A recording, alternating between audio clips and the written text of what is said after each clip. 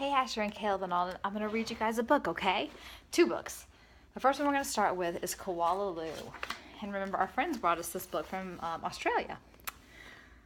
There once was a baby koala so soft and round that all who saw her loved her. Her name was Koala Lou. The emu loved her, the platypus loved her, and the even little tough koala claws next door loved her. So there's the emu and koala claws. And the platypus, there we go. But it was her mother who loved her most of all.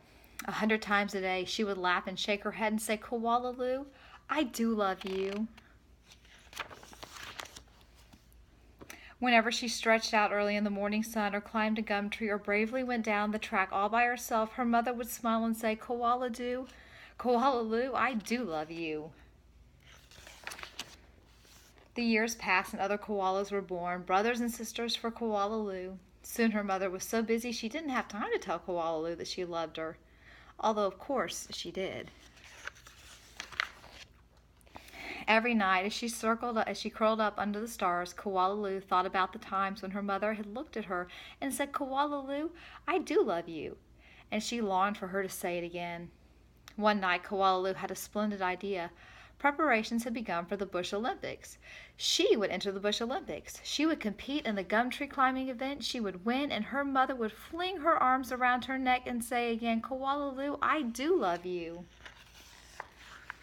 Koala Lou began training right away. She jogged and puffed and lifted weights and panted. She hung from a branch with one claw at a time till she ached.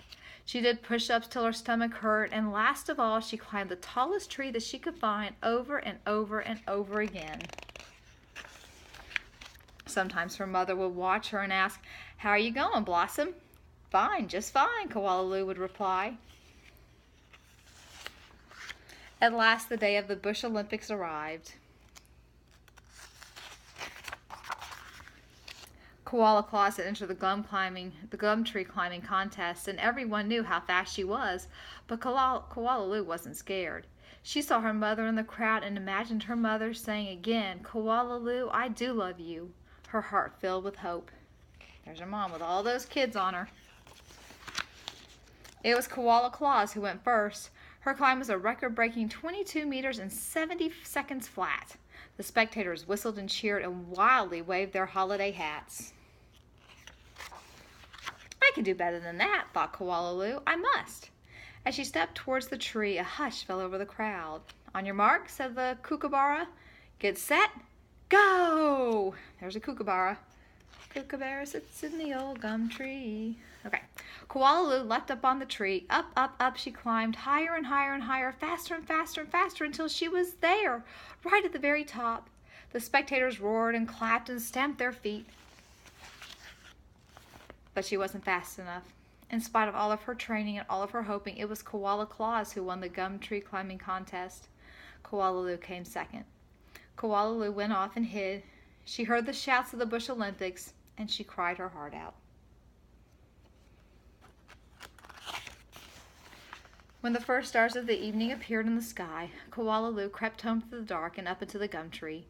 Her mother was waiting for her. Before she could say a word, her mother flung her arms around her neck and said, "Koala Lou, I do love you. I always have, and I always will." And she hugged her for a very long time.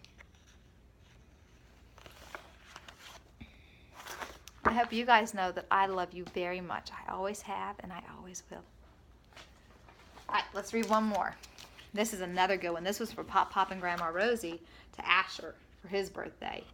It's called The Kissing Hand.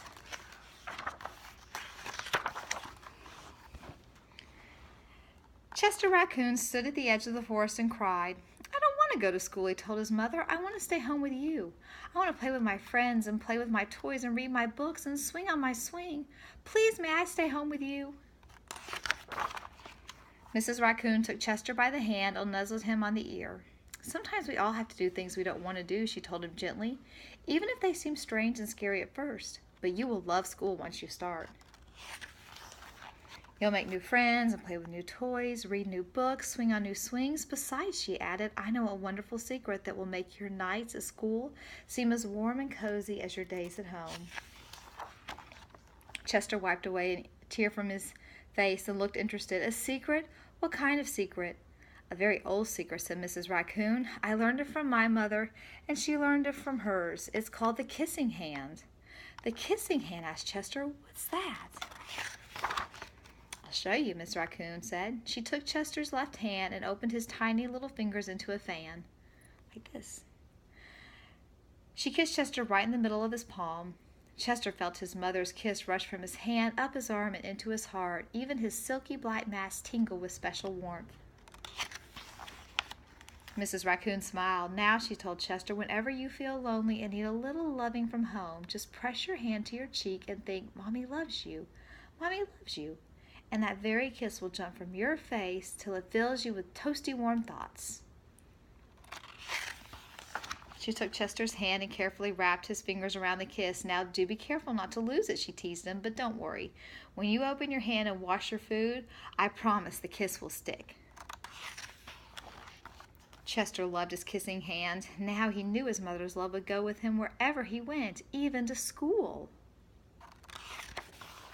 That night, Chester stood in front of the school and looked thoughtful. Suddenly, he turned to his mother and grinned. Give me your hand, he told her. Chester took his mother's hand in his own and unfolded her large, familiar fingers into a fan. Next, he leaned forward and kissed the center of her hand. Now you have a kissing hand too, he told her, and with a gentle goodbye and I love you, Chester turned and danced away. There he goes. Mrs. Raccoon watched Chester scamper across the tree limb and enter school, and as the hoot owl rang in the new school year, she pressed her left hand to her cheek and smiled. The warmth of Chester's kisses filled her heart with special words. Chester loves you, it sang. Chester loves you, it sang. Oh, they're starting school. I love you. Tell you what, if you'll put your hands up to the screen, I'm going to give you guys each a kiss to put in your hands. Are you ready? Okay, this first kiss will be for Caleb since he's the oldest. Mwah. Oh, I guess that didn't work. Let's try this way. Mwah. One kiss. Asher's hand. Mwah. And Alden's hand. Mwah. And now will each of you give my hand a kiss, please?